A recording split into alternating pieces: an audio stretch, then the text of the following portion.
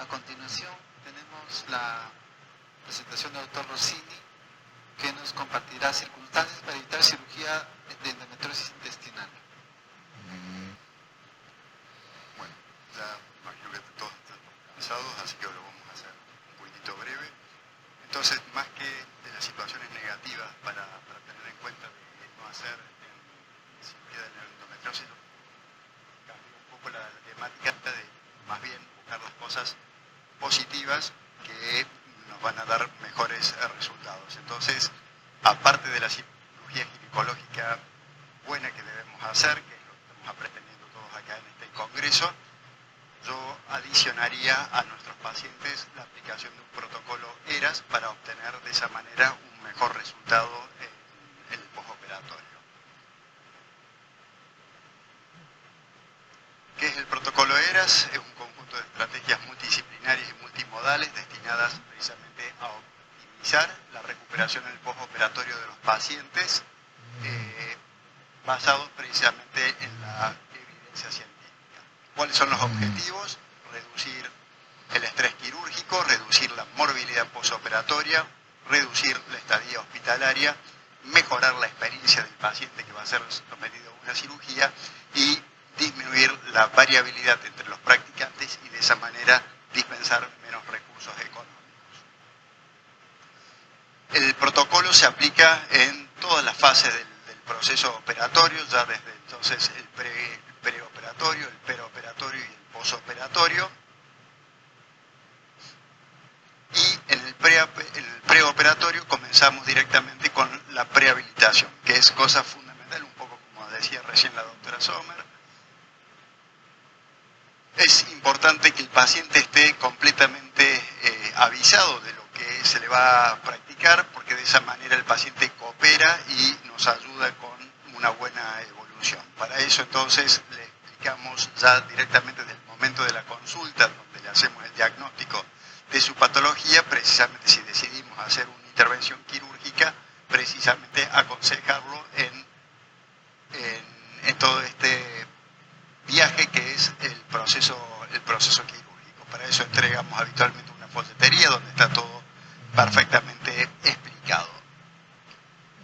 Es multimodal, ya que implica que sea valorado ya en el prequirúrgico con un médico clínico para de esa manera detectar si existe alguna enfermedad crónica, para que sea corregida y que el paciente sea optimizado antes de la cirugía, que sea valorado por el equipo de nutrición para hacer un cribado nutricional y de esa manera, si el paciente presenta un grado de desnutrición, sea nutrido y llegue nutrido al proceso operatorio. Si el paciente tiene un proceso de diabetes, sea compensado y que llegue con correctos controles de glucemia a la cirugía.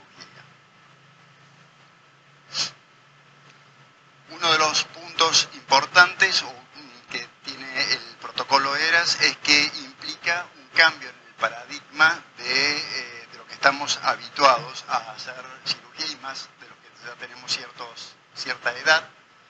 Entonces uno viene a quebrar esos preconceptos. Antiguamente se decía que se requería un ayuno para sólidos de 8 horas y de 6 horas para líquido. Posteriormente, ya que esto generaba una disminución del contenido gástrico, elevaba el pH y por tanto disminuía el riesgo de broncoaspiración y si hubiera menos chances de neumonía. Esto se vio que no es tan así, ya que aumenta 10 veces las complicaciones infecciosas y 5 a 6 veces las complicaciones del orden general. Entonces, ¿cuál es el esquema moderno de ayuno? Líquidos claros hasta 2 horas antes del procedimiento, se asocia con menor riesgo de broncoaspiración, y de sólidos de 6 horas antes del procedimiento y tampoco aumenta el riesgo de la morbilidad. ¿Cómo vamos a hacer ese ayuno de 2 horas antes de la cirugía? Bueno, el paciente puede tomar hasta 2 horas antes soluciones ricas en hidratos de carbono, porque esto va a determinar un mayor confort para el paciente, una menor deshidratación, ahí se quedó, menor hipotensión, menor requerimientos de volumen, menor estrés quirúrgico para el paciente y va a haber una menor resistencia periférica a la insulina y por tanto va a promover al anabolismo postquirúrgico. es si hacemos o no preparación mecánica del intestino. Preparación sí, preparación no. ¿Qué recomiendan las sociedades o qué opina el mundo? La Sociedad de Cirujanos Colorectales Americanos determinó que la preparación mecánica del colon asociado a antibiótico profilaxis es lo que se debe hacer, y la preparación mecánica del colon sin antibiótico profilaxis no serviría de nada. Anteriormente, al año 2000, siempre se abogó por una preparación mecánica más antibiótico profilaxis. Posteriormente surgieron distintos estudios en donde se hablaba de que había que abandonar la preparación mecánica del colon, ya que eso generaba un efecto por procesos de deshidratación, hasta que empezaron a aparecer las complicaciones. Es cierto que la preparación mecánica del colon no aumenta, la no preparación mecánica del colon, perdón, no aumenta el riesgo de fístula, pero sí se vio que cuando ocurrían esas fístulas los efectos eran catastróficos. Por tanto, se dejó de lado y nuevamente se volvió a la preparación mecánica del colon y antibiótico profilaxis. La anestesia debe ser multimodal. El paciente debe estar completamente educado, debe saber qué es lo que se le va a hacer desde el punto de vista anestésico. Se debe prevenir las náuseas y los vómitos, es decir, detectar cuál es el paciente que tiene más riesgo de tener náuseas y vómitos, que se trata habitualmente de mujeres, fumadores y sobre todo los que han tenido náuseas y vómitos ya en cirugías previas. Y para eso, cuando uno detecta este tipo de pacientes, hacer ya la profilaxis con dexametasona y ondansetron. Se recomienda el uso de propofol durante toda la cirugía y el uso también de paracetamol y de lidocaína, que también disminuiría este efecto. En la anestesia hay que hacer una hidratación basada en objetivos, ya que si nos quedamos cortos en la hidratación vamos a ser propensos a un isquemia intestinal, a una hipoperfusión y aumento del ácido láctico, y si nos pasamos en volumen va a promover al edema intestinal, más riesgo de infección, más riesgo de dehiscencia y más hilio posoperatorio. Tratar de reducir las soluciones a base de cloruro de sodio y usar más que nada el Ringer lactato. También es importante tener una buena relajación muscular, ya que esto va a permitir que podamos operar tranquilamente, cómodamente, y vamos a tener menos dolor en el posoperatorio. La hipnosis, usar siempre el BIS para lograr una puntuación entre 40 y 60. Esto va a lograr que el paciente se despierte rápidamente y que sea ya cooperante desde el momento mismo que se termina la cirugía. Prevenir antes que tratar el dolor, y para eso se recomienda, antes de empezar el procedimiento, el uso de pregabalina preoperatoria, inclusive de paracetamol, que nos va a permitir usar menos hipnóticos durante la cirugía y vamos a tener menos dolor también, inclusive en el postoperatorio.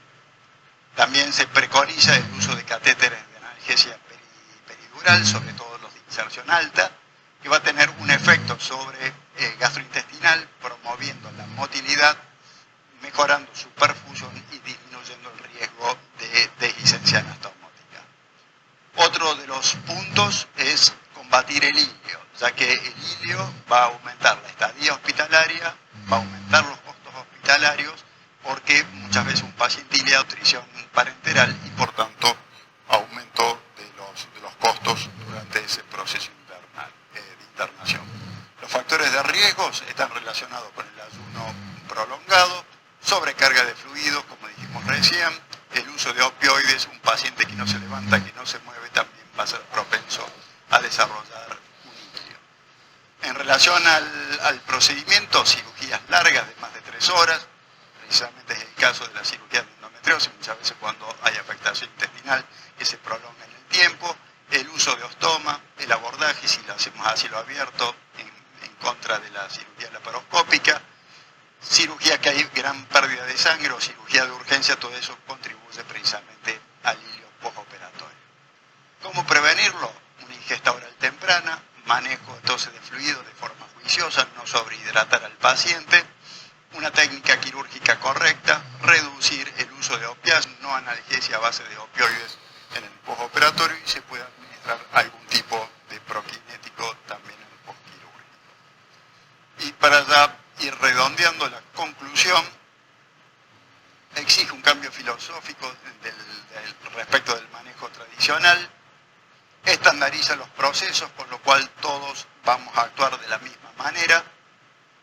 El paciente debe ser un partícipe necesario y es fundamental en su recuperación, por tanto él nos debe ayudar precisamente en todo este proceso, y es de vital importancia que hagamos reuniones multidisciplinarias cada tanto, precisamente para detectar si hay alguna anomalía o algún fallo en el protocolo, para tratar de mejorarlo y de esa manera tener mejores resultados. Muchísimas gracias, no les quito más tiempo.